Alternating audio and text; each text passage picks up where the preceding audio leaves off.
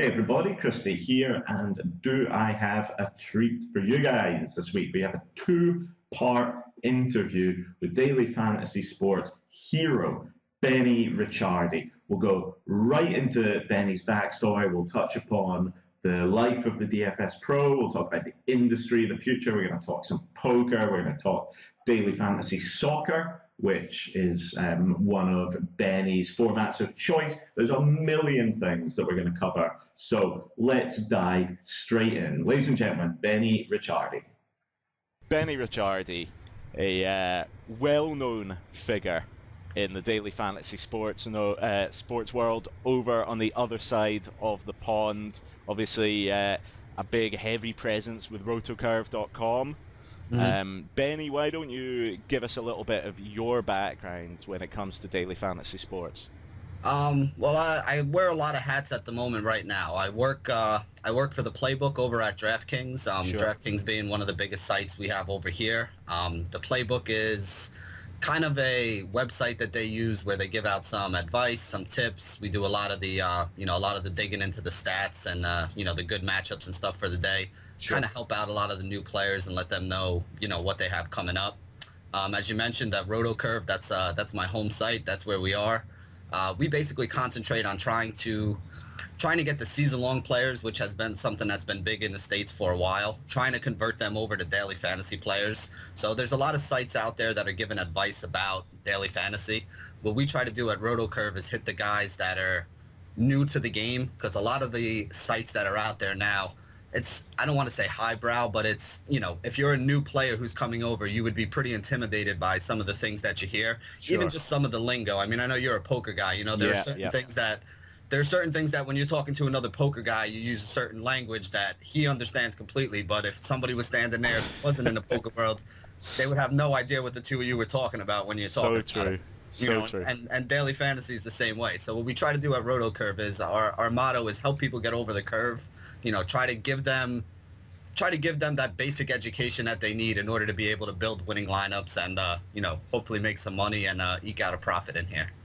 Beautiful. And so it's very much about community. Obviously, you mentioned the DraftKings playbook seems to be very similar, coming from a similar place. Is the daily fantasy sports community something of which you're kind of proud and conscious and really actively involving yourself in? Oh yeah, I mean, I've met some of the best friends I have right now. Some of the best guys I've ever met in my life are guys that I, started conversations with on Twitter or online about daily fantasy. Yeah. And now, we're exchanging pictures of our kids and talking to each other every day about lineups and stuff like that.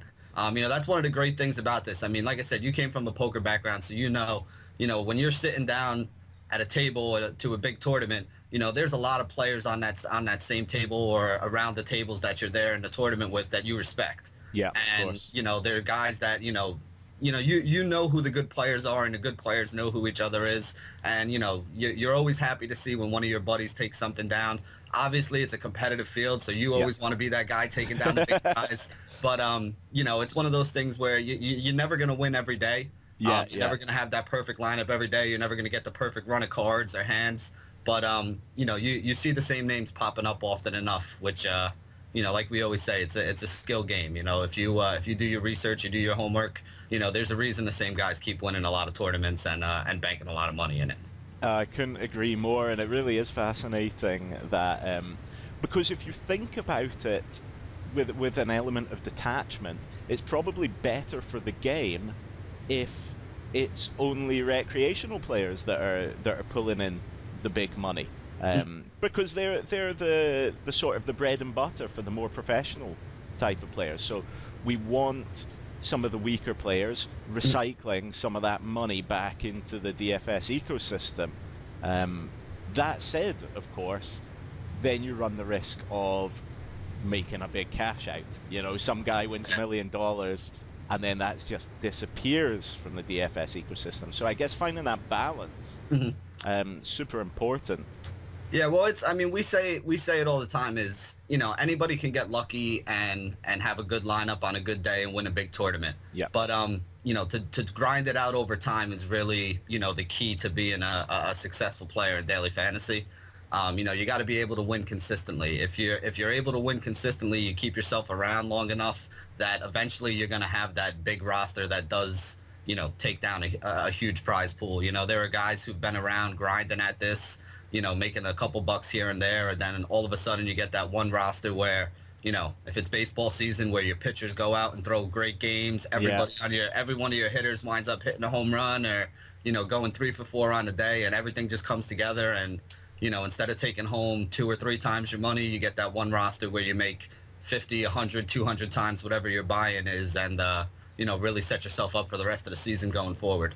Oh, it's a beautiful thing, and it really resonates with me as you mentioned, as a poker guy, because one of the things that absolutely fascinates me, I have a master's degree in sports psychology. It's probably my #1 passion is the mindset in competition. How do you stay positive, focused every day when, like you mentioned, let's say 10% of the field make the money in any given event, X amount, but so logically 9 days from 10 or broadly speaking around that, you're going to be losing. How do you stay focused? How do you keep your eye and keep the faith in, one day my big score is coming?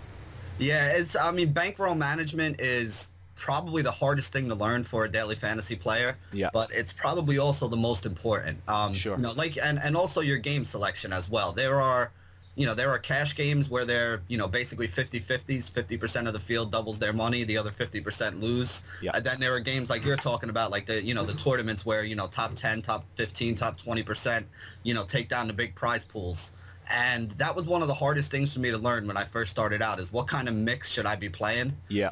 Like you were saying, if you're somebody who's really doing the homework every day of the week, the goal is to make about 59% of your 50-50s. Yep. If you do that, you're going to be a profitable player. So anything the way I try to do it is, if you can get a win percentage in the low 60%, you're going to be able to grind out a profit every day. And Sure. again, you're not going to win every day, but if you're winning 60%, you win 4 out of 7 days in the 50-50s. Yeah. You make an extra 150, 200 bucks a week doing that.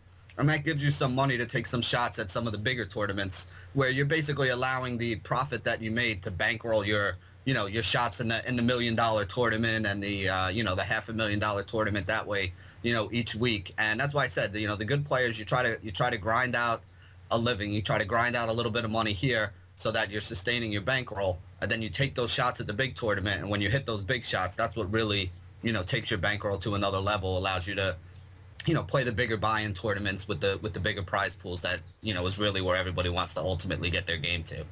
I love it. We have a saying, cash for dough, tournaments for show. And it definitely seems to apply.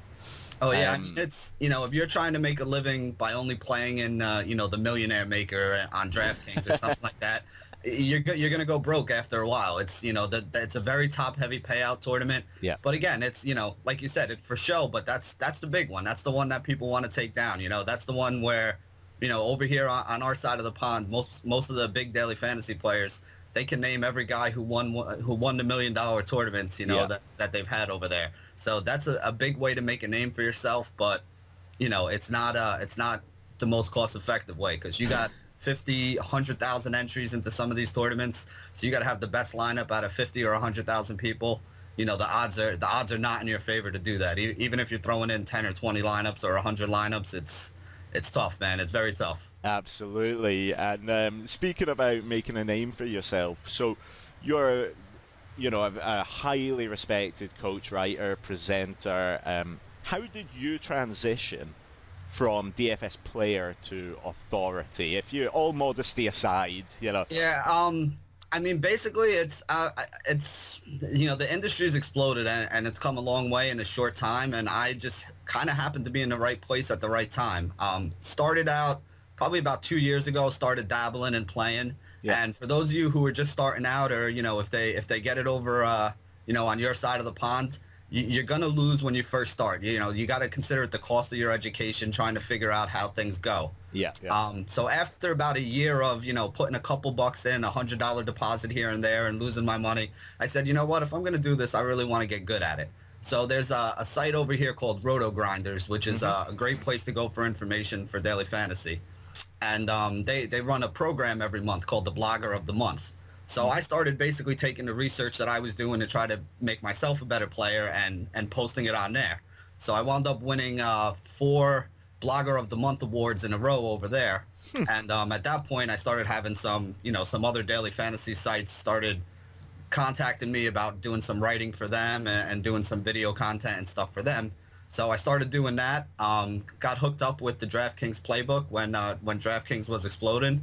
Did a lot of articles over there. Got really good feedback. Got a lot of people who were coming over and reading the articles in the site. Wound up winning a Fantasy Sports Writer Award last year, which is one of the big awards in our industry. It has been mostly for season-long guys. So I was one of the first daily guys, and I wasn't the only one. There were a lot of daily guys this year, but with the explosion of daily, there were a lot of daily guys who started making a name for themselves with the writing. So a few of us wound up winning Fantasy Sports Writer Awards this year, and from there I got a couple more offers. Right now I do some writing for Fantasy Aces, which is another up and coming site over here. They do great work over there.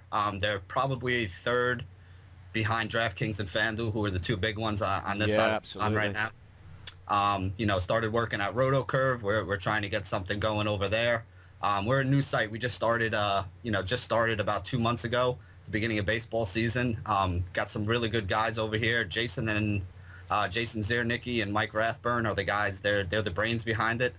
Rath is another guy who's a Fantasy Sports Writer Award winner. He's, indeed. Him and Jason have worked for Daily Joust. They've been in the industry a long time. Really sharp guys. They know the industry really well, really good connections. Like I said, we're trying to give people something over here that they don't have. We're trying to get the new people, bring them into the fold, trying to help this DFS thing grow. I know I met some of the guys from your company when I was over at the Fantasy. David and Don, I believe. Yep. When we were at the Fantasy Sports Trade Association thing, and I mean, when you hear the numbers that they're throwing around, that of the millions and millions of people that play season-long fantasy, less than 8% of that is playing daily right now. You can see, we talked about it before, the explosion of the money and the prize pools and everything. Sure. And you can just see that if it's only 8% now, there's still a lot of growth in this industry too. So as far as we've come in the last 12 months over here in daily fantasy, I still think we barely scratching the surface of what it could ultimately become. Oh, I love that positivity, and I desperately hope that you're right. Okay, so we're going to wrap up part 1 right there, but tune in very soon for part 2 of our interview with Benny Ricciardi. In part 2, we cover Fantasy Premier League selection strategy, we cover juggling DFS with having a family, of just a million things that are worthy of your time and attention. So tune back in very soon. Okay, thanks everyone.